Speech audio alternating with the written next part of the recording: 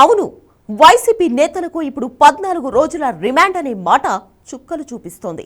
YCP హయాంలో arrest చేసిన ఒక్కొక్కరిని ఇప్పుడు పోలీసులు అరెస్ట్ చేస్తూ కోర్టులో హాజరుపరిస్తే కోర్టు 14 రోజుల రిమాండ్ విధిస్తోంది.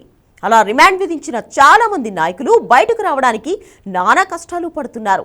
చాలా మంది ఇంకా బయటకు కూడా రాలేదు.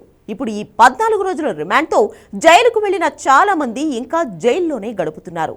వాళ్ళ లిస్ట్ ఒకసారి చూస్తే వైసీపీ మాజీ ఎమ్మెల్యే పిన్నెల్లి రామకృష్ణారెడ్డిని పోలీసులు అదుపులోకి తీసుకున్నారు. ఆ తర్వాత ఆయనకు 14 రోజుల రిమాండ్ విధించారు. ఆ 14 రోజుల రిమాండ్ తర్వాత ఆయనకు రిమాండ్ పెరుగుతూ వచ్చింది. దాదాపు 2 నెలల తర్వాత ఆయన జైలు నుంచి విడుదలయ్యారు. ఆ తర్వాత బయటకు వచ్చి మాట్లాడాలంటే పిన్నెల్లి రామకృష్ణారెడ్డి భయపడిపోతున్నారు. అలాగే సోషల్ మీడియాలో తప్పుడు ప్రచారం చేసిన కొంతమంది వైసీపీ కార్యకర్తలకు 14 రోజుల రిమాండ్ విధించారు. Kallam Harikrishna Reddy, Ravikiran, Peddireddy Sudharani, Varra Ravinder Reddy, YCP social media convener Venkatramireddy ఇలా చాలా మంది 14 రోజుల రిమాండ్తో జైలుకు వెళ్లి ఇంకా బయటికి రాలేదు. ఇటీవల పెద్దిరెడ్డి సుధారాణి బయటకు వచ్చింది. కళ్లం హరికృష్ణారెడ్డి బయటకు వచ్చి సంబరాలు చేసుకున్నాడనే కారణంతో మళ్లీ జైలుకు తరలించారు. ఆ తర్వాత అతనికి 14 రోజుల రిమాండ్ విధించారు. ప్రస్తుతం అతను జైల్లోనే ఉన్నాడు. ఇక వైసీపీ మాజీ ఎంపీ నందిగం సురేష్ ను టీడీపీ కార్యాలయంపై దాడి కేసులో అదుపులోకి తీసుకున్నారు. అతనికి కోర్టు 14 రోజుల రిమాండ్ విధించింది. ఆ తర్వాత నందిగం సురేష్ జైలు నుంచి బయటకు రాలేదు. కేసులపై కేసులు పెడుతూ అతన్ని జైల్లోనే ఉంచుతున్నారు. మరియమ్మ అనే దళిత మహిళ హత్య కేసులో నందిగం సురేష్ జైలుకు వెళ్లాడు. దీనికి సంబంధించి అతను సుప్రీంకోర్టులో కూడా బెయిల్ పిటిషన్ దాఖలు చేసినా సరే ఇప్పటి వరకు బెయిల్ రాలేదు. ఆయన ఎప్పుడు బయటకు వస్తాడో కూడా తెలియని పరిస్థితి. ఇక బోరగడ్డ అనిల్ కుమార్ విషయానికి వస్తే అతన్ని కూడా 14 రోజుల రిమాండ్తో ముందు జైలుకు తరలించారు. ఆ తర్వాత పలు కేసులు కూడా అతనిపై నమోదయ్యాయి. అన్ని కేసుల్లో అతనికి 14 రోజులు రిమాండ్ విధిస్తూ వస్తూ ఉన్నారు.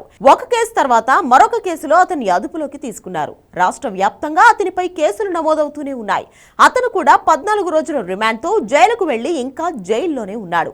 ఇటీవల ఏపీ హైకోర్టు కూడా అతనికి బెయిల్ నిరాకరించింది.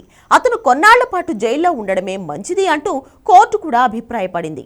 అలాగే వైసీపీ నేత సుదర్శన్ రెడ్డికి కూడా 14 రోజుల రిమాండ్ విధించారు.